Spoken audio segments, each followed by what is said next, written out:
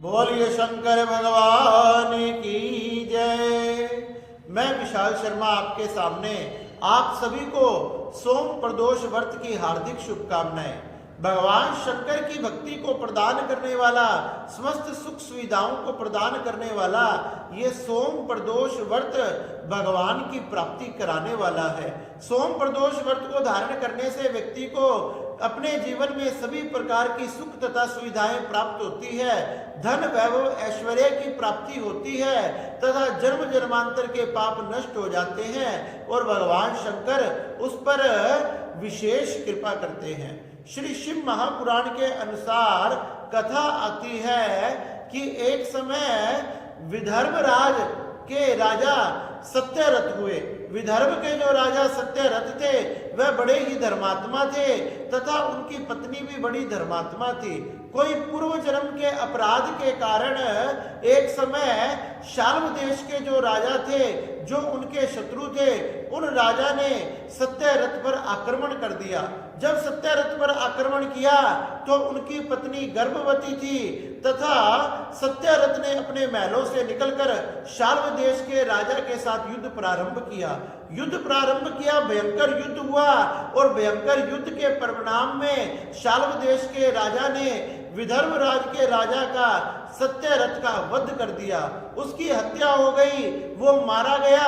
अब तो शाल्व देश के राजा उसके महलों में घुसने लगा, महलों में प्रवेश किया तथा सैनिक इधर उधर भागने लगे। जब रानी को पता लगा कि मेरे पति मारे गए, जब वह पति मारे गए तो अब मैं अपने प्राणों की रक्षा कैसे करूं, मेरे गर्भ में जो बालक है उसकी रक्षा कैसे करूं, इसलिए अपने प्राणों की रक्षा के लिए वो महलों से भागने लगी। महलों से भागते भागते वह एक सरोवर के निकट पहुंच गई और एक सरोवर के निकट पहुंच गई। जब सरोवर के निकट एक छायादार वृक्ष के नीचे बैठ गई, उसी समय सुंदर मुहूर्त आया, सुंदर दिन आया। उस सुंदर मुहूर्त के आने पर उस रानी ने उस श्रेष्ठ बालक को जन्म दिया। जो श्रेष्ठ बालक को जन्म दिया, जन्म देते ही उसे बहुत जोर से प्यास लगने लगी, मन बेचैन होने लगा और मन बेचैन होने लगा, उसे प्यास लगने लगी तो वह एक सरोवर के निकट गई। जैसे ही सरोवर के निकट गई, वहां एक ग्राहा सरोवर से निकलकर आया और उस ग्राहा ने उस रानी का भक्षण कर लिया। मगरमच्छ के द्वारा रानी गाय खाई गई। इस प्रकार से वह बालक पैदा होते ही अनाथ हो गया। उसके पिता शत्रुओं द्वारा मारे गए और उसकी माता ग्राहा द्वारा खाई गई। इस प्रकार से वह बालक पैदा होते ही रोने लगा, चिल्लाने लगा। उसी समय देव योग से एक ब्राह्मणी जो कि विधवा थी, जिसके साथ उसका 1 वर्ष का बालक था, वह इधर उधर भिक्षा मांगती थी। वह उस स्थान से निकलकर जा रही थी। जब वह उस स्थान से निकलकर जा रही थी तो उसने रोते हुए बालक की आवाज को सुनाई दिया। जब उसके रोते हुए बालक की आवाज उसके कानों में पड़ी तो वह बालक को ढूंढने लगी, सोचने लगी कि ये आवाज कहां से आ रही है। आवाज का पीछे करते करते उस वृक्ष के नीचे गई जहां वह छोटा सा बालक, छोटा सा शिशु तड़प रहा था, रो रहा था। अरे अभी तक तो उसकी नार भी नहीं कटी थी। वह सोचने लगी, जन्म देते ही इस बालक को यहाँ कौन छोड़ गया। इस प्रकार से वह अपने मन में विचार कर ही रही थी। इतने में भगवान शंकर विचार करने लगे, सोचने लगे कि अगर मैंने इस बालक की रक्षा के लिए इस ब्राह्मणी को उपदेश नहीं दिया, नहीं तो ये बालक यहीं तड़प तड़प के मर जाएगा।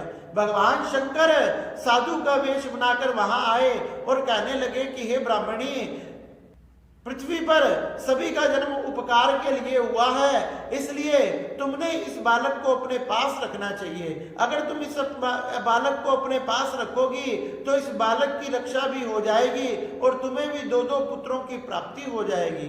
इस प्रकार से अनेक प्रकार से उस साधु महात्मा ने उपदेश दिए और उस ब्राह्मणी ने उनकी बात को मान लिया। उस छोटे से शिशु को उठाकर अपने साथ ले गई और अब तो अपनी कुटिया में उन दोनों बालकों की रक्षा करने लगी, पालन करने लगे। वह दोनों बालक एक साथ बड़े होने लगे, खेलने लगे, कूदने लगे और समय आने पर उन दोनों बालकों को एक महात्मा के द्वारा उपदेश दिलवाया। महात्मा ने बताया कि तुम भगवान शंकर की आराधना किया करो, भगवान शंकर की भक्ति किया करो।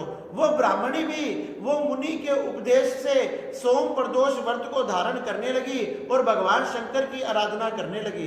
वह दोनों बालक अपने माँ के साथ उस सोम प्रदोष व्रत को धारण करते थे तथा भगवान शंकर की पूजा आराधना करते थे। इस प्रकार से वह धीरे धीरे बड़े होने लगे। एक दिन जब वह लकड़ी चुनने के लिए जंगल में गए, वहां गंधर्वों की कन्या आई हुई थी। उस कन्या ने जैसे ही उस राजकुमार को देखा, उसको देखकर उस पर मोहित हो गई। दूसरे दिन वह जब फिर लकड़ी तोड़ने के लिए आए, आज वह कन्या फिर से उस राजकुमार को देखने के लिए आई। उधर भगवान शंकर ने गंधर्व की जो कन्या थी, उनके जो माता पिता थे, गंधर्व राज को सपन में दर्शन देकर कहा कि जंगल में एक राजकुमार को तुम्हारी पुत्री ने देखा है, उसके साथ तुम्हारी पुत्री का विवाह कर दो तथा वह जो राजकुमार है वो विदर्भ राज का राजा का पुत्र है, जिसके पिता मारे गए।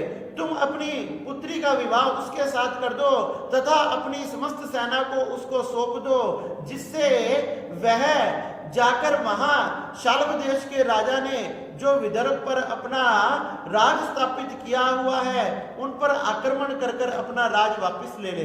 इस प्रकार से गंधर्व राज ने भगवान शंकर की आज्ञा को मान लिया और आज्ञा को मानकर अपनी पुत्री का विवाह उस राजकुमार के साथ कर दिया। सुंदर समय आने पर विवाह कर दिया गया।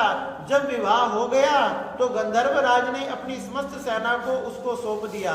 उस राजा ने भी समस्त सेना को ग्रहण कर उनके राज्य पर जो शाल्व देश के राजा ने राज्य स्थापित किया हुआ था, उन पर आक्रमण किया और आक्रमण कर उस राजा को नष्ट करके अपने खोए हुए राज्य को फिर से वापस प्राप्त कर लिया। ये सब भगवान शंकर की कृपा से ही हुआ।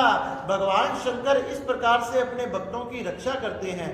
जो व्यक्ति इस प्रकार से सोम प्रदोष व्रत को धारण करता है, भगवान शंकर उसे समस्त प्रकार की सुख समृद्धि धन ऐश्वर्य प्रदान करते हैं तथा उसकी रक्षा करते हैं। इस प्रकार से वह राजा बन गया और उसने अपने जो ब्राह्मणी थी, उसका जो पुत्र था, उसे अपना मंत्री बना लिया और उस ब्राह्मणी को राजमाता बना लिया। इस प्रकार से सुख पूर्वक अपने राज्य में भगवान शंकर की कृपा से राज करने लगा। इस प्रकार से सोम प्रदोष व्रत को सभी व्यक्तियों ने अपने जीवन में धारण करना चाहिए और भगवान शिव की प्रदोष काल में संध्या काल के समय में पूजा आरती षोडश उपचार से पूजन करना चाहिए, जिससे भगवान शंकर अति प्रसन्न होकर उसके ऊपर कृपा बनाए रखते हैं। बोलिए शंकर भगवान